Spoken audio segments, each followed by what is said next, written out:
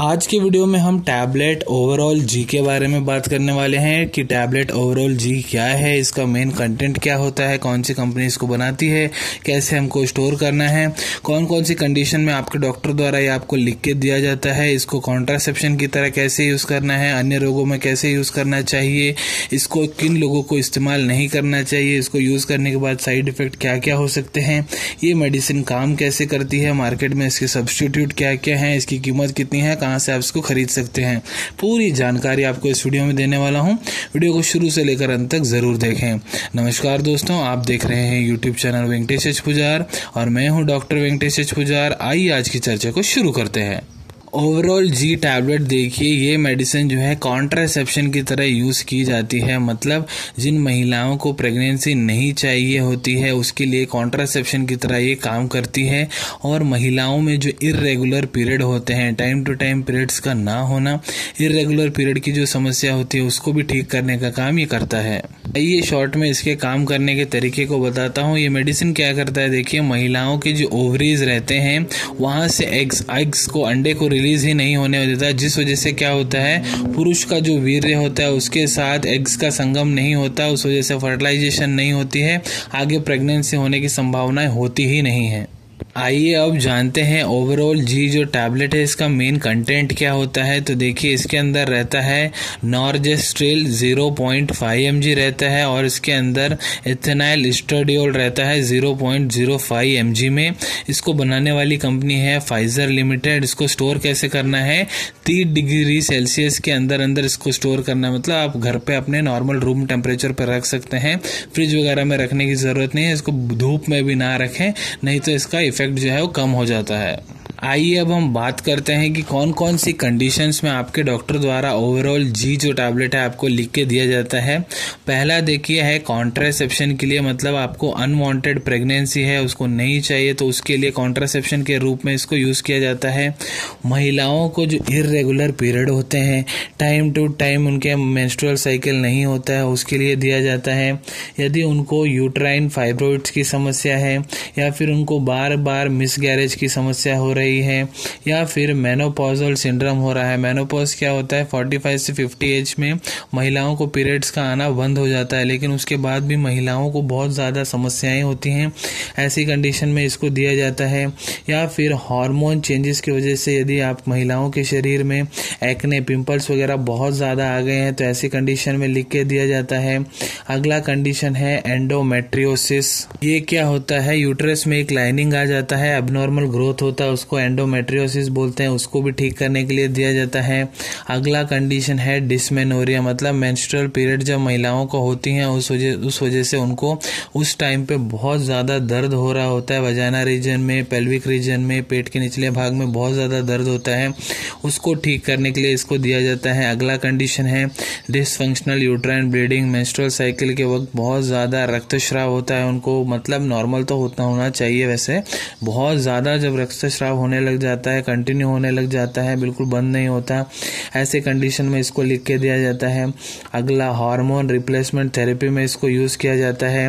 यदि महिलाओं को ओवेरियन सिस्ट की समस्या है उसमें इसको यूज़ किया जाता है। यदि महिलाओं को PCOS पॉलीसिस्टिक ओवेरियन सिंड्रोम की समस्या है वहाँ इसको लिख के दिया जाता है। और फीमेल हाइपोगोनाडिज्म की समस्या है वहाँ इसको लिख के दिया जाता है। और डिलेड प्यूबर्टी, मतलब महिलाओं की जो बॉडी है वो बराबर शेप में नहीं आ रही है, उनके ब्रेस्ट का साइज बड़ा नहीं हो रहा है, शेप में नहीं आ रहा है, मतलब जैसा ग्रोथ होना चाहिए महिला का अगर वो बराबर नहीं हो रहा है, ऐसी कंडीशन में भी इसको लिख के दिया जाता है। और प्रोस्टेट कैंसर की समस्या में भी इसको लिख के दिया जाता है। तो आइए अब हम बात करते हैं इसके डोसेज के बारे में कि किस हिसाब से जनरली आपके डॉक्टर आपको लेने को इसको बोलते हैं।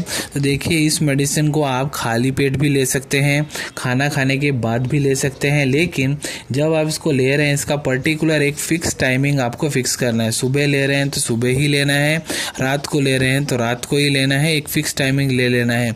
एक दिन सुबह लेना है, एक दिन रात को लेना है, इस हिसाब से आपको नहीं करना है। तो देखिए ओवरऑल जी जो टैबलेट का स्ट्रिप आता है उसमें कुल 20 गोलियां होती हैं।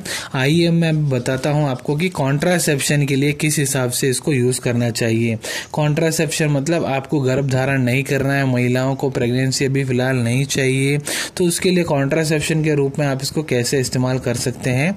तो देखिए, पहला दिन जो होता है आपके मेंस्ट्रुअल साइकिल का, जब आपका मासिक साइकिल चालू होता है, उसका जो पहला दिन होता है, पहले दिन से लेकर 20 दिन तक कंटिन्यू इस गोली को लेना पड़ता है। मतलब पहले दिन जिस दिन आपका मेंस्ट्रुअल साइकिल चालू हुआ, आपको इसकी एक गोली ले लेनी है। उसके बाद से 20 दिन तक कंटिन्यू इसको खाना है। फिर उसके बाद आपको 7 दिन का गैप देना है, 7 दिन रेस्ट करना है, कुछ नहीं लेना है। फिर उसके बाद 8वें दिन से फिर से इसको रिपीट आप साइकिल कर सकते हैं, फिर से 20 दिन के लिए कंटिन्यू ले सकते हैं। यदि आप जब इसको पहले दिन पहली गोली खा रहे हैं तो खाने के तुरंत अगर 4 घंटे के अंदर अंदर आपको उल्टी आने जैसी संभावना लगती है तो इसको और एक गोली को निगल लेना है। तो उससे क्या होता है, आपकी जो वॉमिटिंग होती है वो रुक जाता है।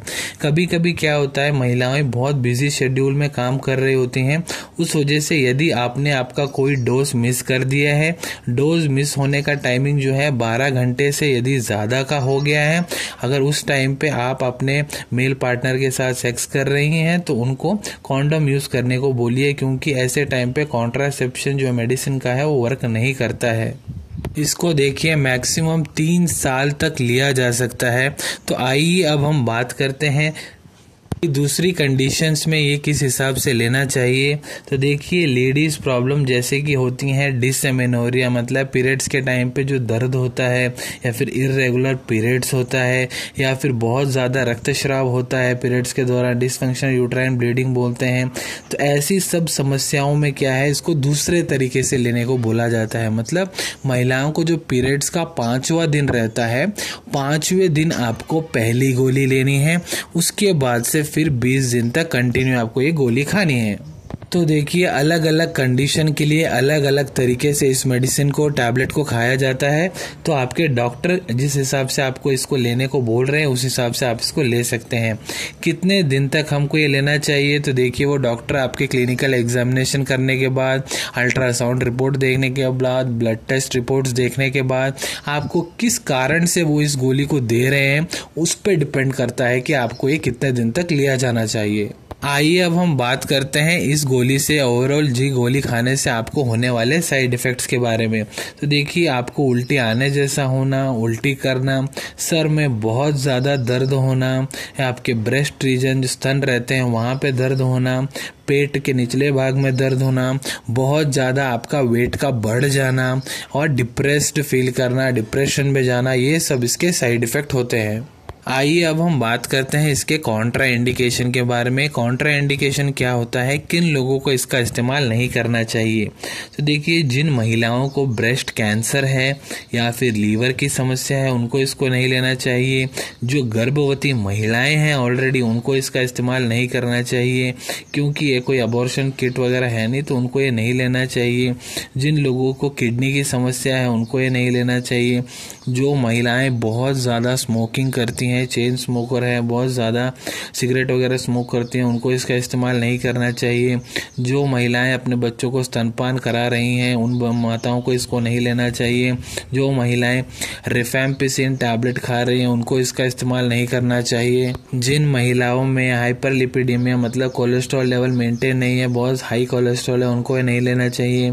जिन महिलाओं को पल्मोनरी एम्बोलिज्म की समस्या है या फिर उनको किसी भी इस मेडिसिन के कंटेंट से एलर्जी है, जो कि नॉर्जिस्ट्रेल और इथेनाइल एस्ट्रेडोल है, अगर वो आपको नहीं बन पड़ता है तो आपको इसका सेवन नहीं करना चाहिए।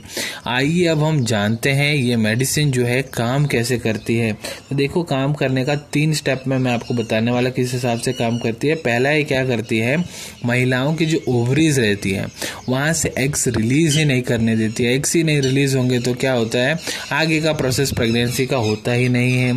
दूसरा देखो किस हिसाब से ये काम करती है, जो पुरुष का स्पर्म रहता है ना, वो तो जब वो वूम में जाता है तो ये उसके मूवमेंट को इफेक्ट करती है। मूवमेंट को इफेक्ट करके क्या होता है, मूवमेंट को मतलब उसको बिल्कुल फीमेल एग्स के पास ही नहीं आने देती है, और उससे क्या होता है, पुरुष का जो स्पर्म रहता है और महिलाओं के जो एग्स रहते हैं उनका मिलन हो ही नहीं पाता है। उस वजह से आगे फर्टिलाइजेशन नहीं होती है और प्रेगनेंसी नहीं होती है।